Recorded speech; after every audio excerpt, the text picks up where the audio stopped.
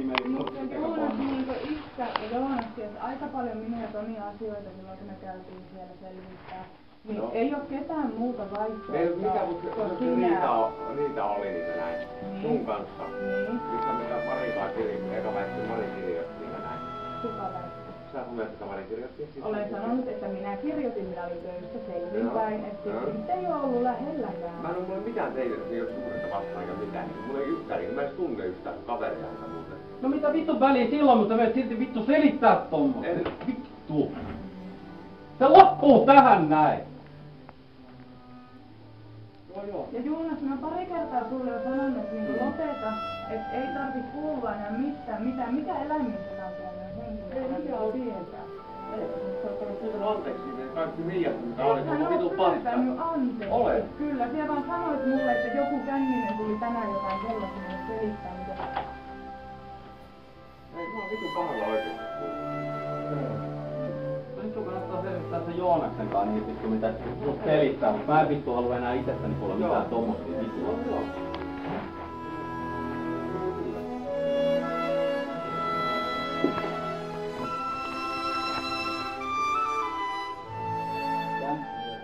Ja Joonas on tosi innostavaa ja sitten toiseksi niinku älä puutu minun ja Tipin väleihin. Ja miten me on ollut nyt tappamassa jotain vitun Tipiä? Et miksi sitä aina koskee minut on käsittämättömää? Ei mä sanoin Tipille, että hän saa kertaakaan enää sua. Mä sanoin pois numerot, mä haluan jollakaan kertaakaan niitä. Sä olit jollakin tuntemattomalle minusta jotain ihan vittu. Ei. Mä sanoin, että pois sun numero, en missään tekemisissä. Mä oon 2 kertaa pyytänyt sen niitä tehdä. Missään väleissä ei. Mä sanoin Tipille, älä puhu. Se on ihan paska. Niin, että älä puhu, Tipi kun puhuu susta. Mä sanoin, lopeta puhumista. Kyllähän se on sinä, joka minulta on teidän viikkoa.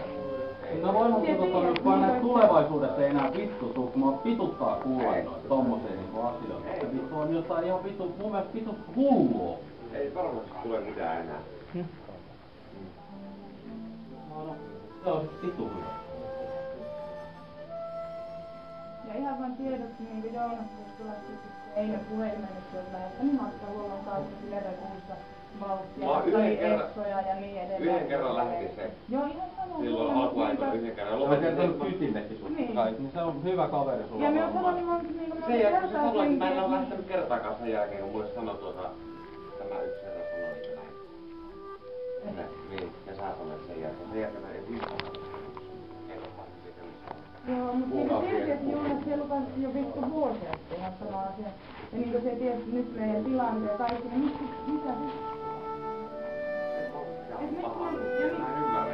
Miksi mun pitäisi jollekin vittu Joonasta nyt selittää muka meidän jostain asioista? Ja isi mulle pätee vittu jotain ihan käsittämätöntä. Tätä samaa ja mä haluan, ettei tulevat, niin joo, ei vittu mitään. Eikö sinun ja Tipin riidoista? Ei. Tuu mulle. Ei. Eihän siis mitään. Joo.